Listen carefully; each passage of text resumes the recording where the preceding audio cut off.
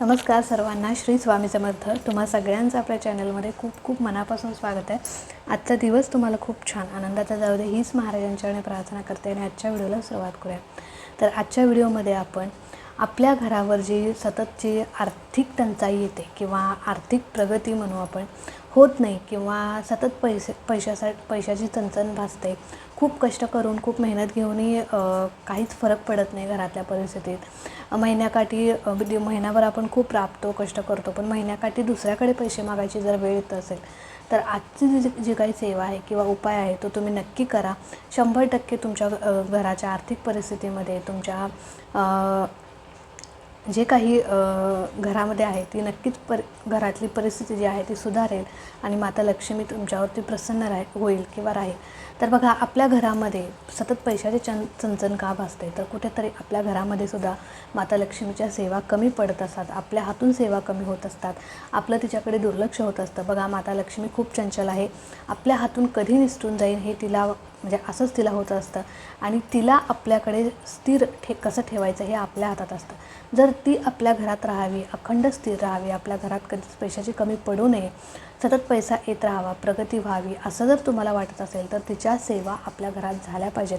तिला प्रसन्न करून घेण्यासाठी म्हणजे तिच्या सेवा असतील, उपाय असतील किंवा काही अशा गोष्टी आहेत ज्याने माता लक्ष्मी प्रसन्न होते, अशा गोष्टी आपल्या घरात आपण केल्या पाहिजेत.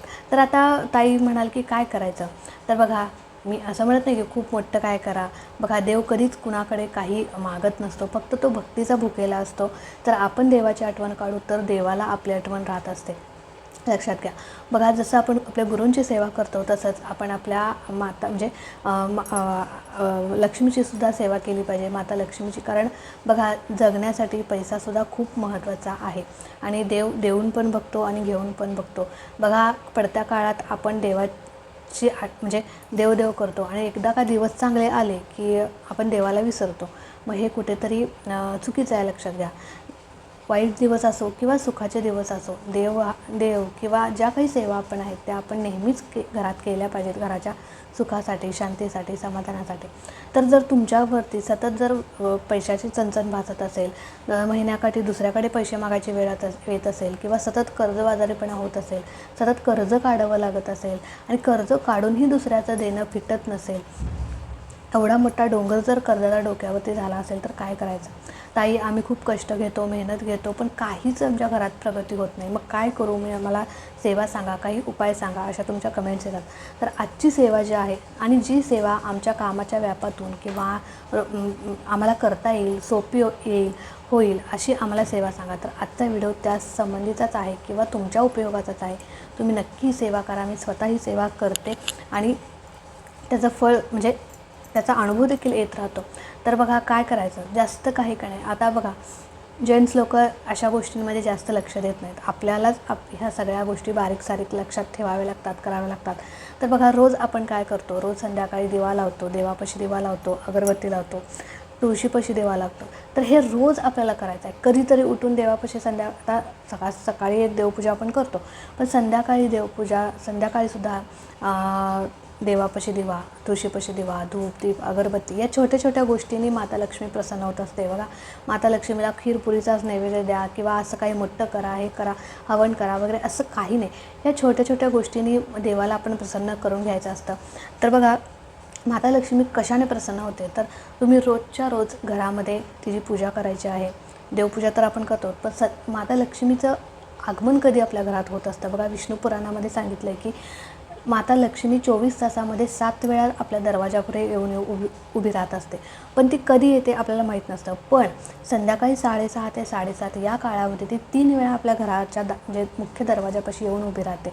आणि सगळ्यात महत्त्वाचा हा काळ आहे माता लक्ष्मीला प्रसन्न करून घेण्यासाठी, तिचं आगमन आपल्या घरात होण्यासाठी. ती आपल्या घरात आली, स्थिर राहिली तर आपली परिस्थिती सुधारेल, आपली आर्थिक टंचाई मिटेल, कर्जमुक्ती होईल, पैशाचे मार्ग सापडतील, धनलाभ होतील.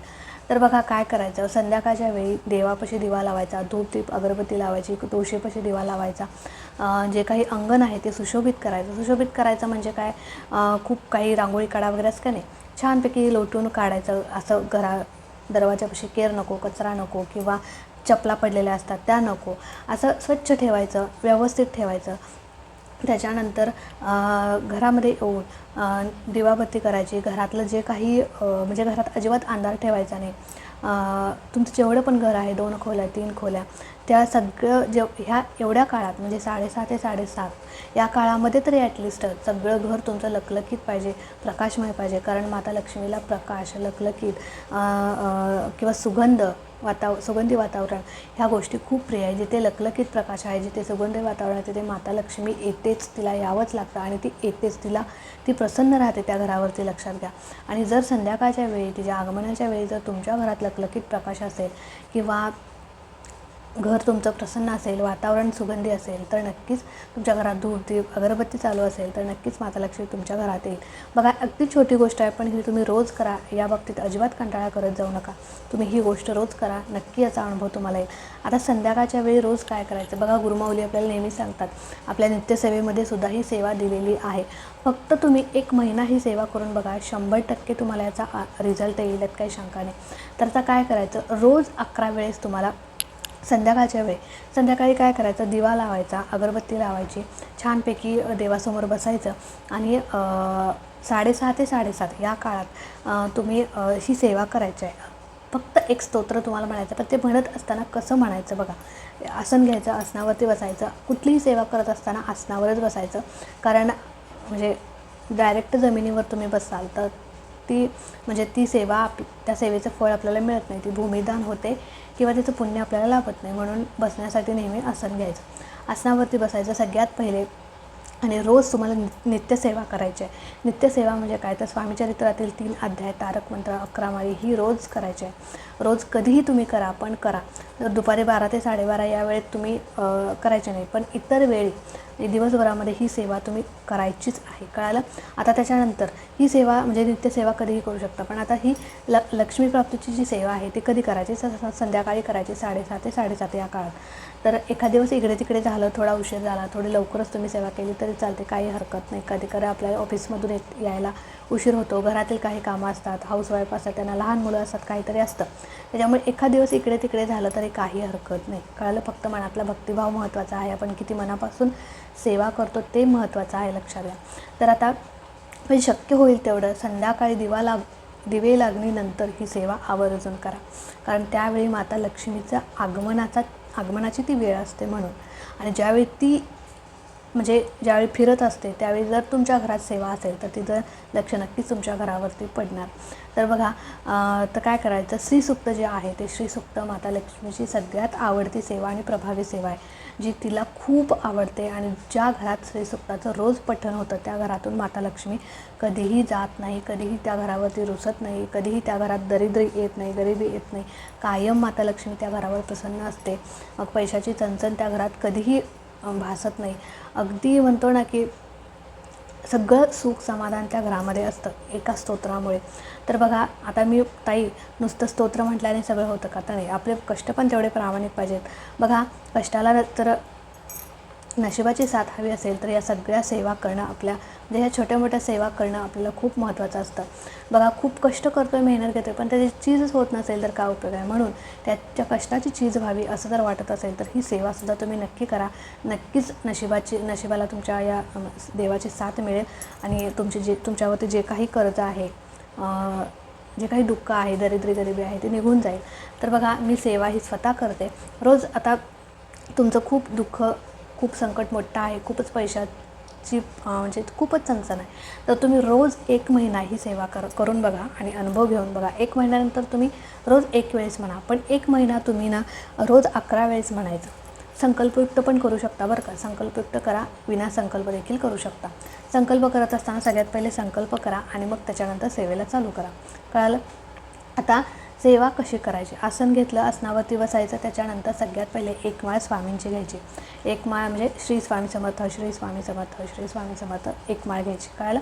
त्याच्यानंतर तुमची जी कुलदेवता आहे, आता 3.5 शक्तिपीठांपैकी तुमची जी पण कुलदेवी आहे, आता महाराष्ट्रातील प्रमुख कुलदेवता म्हणजे तुळजापूरची भवानी, महालक्ष्मी, कोल्हापूरची अंबाबाई, वणीची सप्तशृंगी आणि माहूरगडची रेणुका माता, ह्यापैकी कुठलीही तुमची कुलदेवी असो, त्या कुलदेवीचा एक माळ जप करायचा. मग आता जर तुमची महालक्ष्मी जर कुलदेवी असेल तर ओम महालक्ष्मी नमः, ओम महालक्ष्मी नमः हा जप करायचा.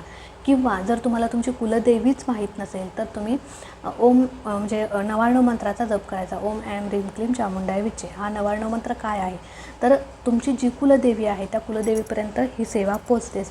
म्हणजे महालक्ष्मी, महाकाली, महासरस्वती, महालक्ष्मी सगळ्या देवी देवतांचा सार किंवा शक्ती या 99 मंत्रामध्ये आहे. त्याच्यामुळे जर तुमची कुलदेवीचा मंत्र तुम्हाला माहीत नसेल तर ओम ऐं ह्रीं क्लीं चामुंडाय विचे असं एक माळ तुम्ही म्हणायचं आहे. सगळ्यात पहिले एक माळ स्वामींची, एक माळ कुलदेवतेची, आणि माहीत नसेल कुलदेवतेचा मंत्र तर ओम ऐं ह्रीं क्लीं चामुंडाय विचे या मंत्राची करायची. आणि त्याच्यानंतर तुम्हाला 16 वेळेस श्रीसुक्ताचं पठण करायचं आहे. 16 वेळेसच करा. बघा रोज आता अर्धा तास, हार्डली अर्धा तास या सेवेला लागतो. जर नवीन असाल तर तुम्हाला म्हणजे जास्तीत जास्त अर्धा तासाच्या वर पण लागू शकतं, पण जास्त 1 तासाच्या आतच ही सेवा होते. 1 तास पण लागत नाही, अजिबात लागत नाही.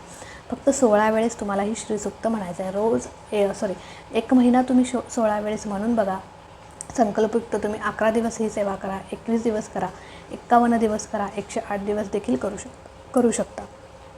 तर आता जशी तुमची इच्छा. तर 1 महिना जर तुम्ही ही सेवा केला तर नक्की, आता बघा पी हळद आणि हो गोरे असं होणार नाही. तुमच्या सेवेत पण तेवढं सातत्य पाहिजे. नाहीतर ताई तुम्ही सेवा सांगितली, आम्ही केली, आम्हाला काय अनुभव आला नाही. तुमचं मन त्या सेवेत होतं का, तुमचा विश्वास त्या सेवेवर होतं का, हे सगळ्यात महत्त्वाचं लक्षात घ्या. आणि कुठेतरी आपलंसुद्धा कर्म जबाबदार असतं कुठल्याही सेवेचा अनुभव येण्यासाठी. आपले जर भोग जास्त असतील तर त्या सेवेचा अनुभव पण लवकर येत नाही, लक्षात घ्या. म्हणून सेवा करत राहणं म्हणजे निस्वार्थीपणाने सेवा करत राहणं खूप महत्त्वाचं आहे. नाहीतर सेवा केली मला लगेच मेवा पाहिजे, महाराजांनी मला लगेच सगळं दिलंच पाहिजे असं नसतं. त्याच्यामुळे सेवा करत राहा. सेवेचं फळ महाराज नक्कीच देतात. कुठलाही देव असो, त्या देव आपल्या म्हणजे आपली सेवा त्याच्यापाशी ठेवून घेत नाही, त्याचं परतफेड नक्कीच करतो, पण वेळ आल्यावर देत असतो. तर ज्यावेळी आपण मनापासून सेवा करतो त्यावेळी नक्कीच त्याचं फळ मिळतं. फक्त सेवेत सातत्य ठेवा. रोज सेवा करा. रोज धूप दीप अगरबत्ती लावायची, छानपैकी घरातलं वातावरण सुंदर करायचं, प्रसन्न करायचं, सुगंधी करायचं. आणि त्याच्यानंतर 6:30 ते 7:30 या काळामध्ये, आणि सगळ्यात महत्त्वाची गोष्ट म्हणजे या काळात तुमची सेवा चालू असताना जर तुमचं म्हणजे मुख्य दरवाजा जो आहे तो उघडा पाहिजे, लक्षात घ्या. नाही तर दरवाजा बंद केला आणि सेवा करताय, माता लक्ष्मी आत कसं येणार लक्षात सांगा. त्याच्यामुळे ॲटलिस्ट आता ताई डास येतात, मच्छर येतात,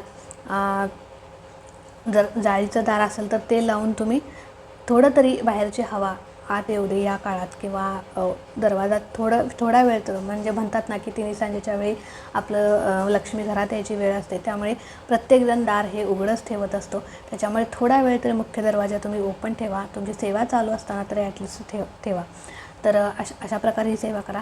रोज 16 वेळेस श्रीसुक्ताचं पठण तुम्हाला करायचं आहे. तुम्ही संस्कृतमध्ये करा, प्राकृतमध्ये करा, तुम्ही कसंही वाचन करू शकता. जर तुम्हाला संस्कृत येत असेल तर संस्कृतमध्ये केलेलं अतिउत्तम. त्याच्यामुळे संस्कृतमध्ये रोज 16 वेळेस हे श्रीसुक्ताचं पठण करा. आणि संकल्पयुक्त पण करू शकता. पहिल्यांदा मी कसं सांगितलं की 1 माळ स्वामींची, 1 माळ कुलदेवतेची, आणि त्याच्यानंतर 16 वेळेस श्रीसुक्ताचं पठण. बस एवढीच सेवा करायची. माता लक्ष्मीला प्रार्थना करायची की माता लक्ष्मी तू माझ्या घरात अखंड स्थिर राहा, तुझी कृपा आमच्या घरावरती राहू दे. जे काही आम्ही कष्ट करतो त्या कष्टाची चीज होऊ दे, कष्ट करण्याची आम्हाला ताकद दे, अशी म्हणजे महाराजांच्याकडे, माता लक्ष्मीकडे प्रार्थना करायची. आणि आपली ही सेवा रोज करायची. आणि या सेवेसोबत रोजची नित्यसेवा पण करायची. कळालं? म्हणजे तारक मंत्र, 11 माळी आणि स्वामी चरित्राचे 3 अध्याय. ह्या सेवेसोबत ती सेवा करा. नक्कीच तुम्हाला सेवेचं फळ मिळून जाईल. तर चला, आजचा व्हिडिओ इथेच एंड करते. आणि सगळ्यात महत्त्वाचं म्हणजे तुमची जी काही कर्जमुक्ती आहे, पैशाची चणचण आहे, ती 100% मिटेल. तुम्हाला अनुभव येईल. नक्की मला अनुभव तुमचा कमेंटमध्ये सांगा. आणि 1 महिन्यानंतर तुम्ही भले संकल्प म्हणजे संकल्प झाल्यानंतर, समजा तुम्ही 21 दिवसाचा संकल्प केला, 21 दिवस पूर्ण झाल्यानंतर तुम्ही रोज 1 वेळेस श्रीसुक्ताचं पठण करा. म्हणजे सेवेत सातत्य पण राहील आणि सेवा पण तुमच्याकडून म्हणजे म्हणजे खंडही पडणार नाही असं होईल. म्हणजे रोज 1 वेळेस तरी आपण घरात श्रीसुक्ताचं पठण हे केलंच पाहिजे. कळालं? चला, आजचा व्हिडिओ तेच एंड करते. आवडला असेल तर नक्कीच लाईक करा, शेअर करा. चॅनलवरती नवीन असाल तर चॅनलला सबस्क्राईब नक्की करा. भेटूया अशाच एका नवीन व्हिडिओसोबत, नवीन सेवेसोबत. तोपर्यंत खुश राहा, आनंदी राहा आणि सगळ्यात महत्त्वाचं महाराजांची सेवा करत राहा. श्री स्वामी समर्थ.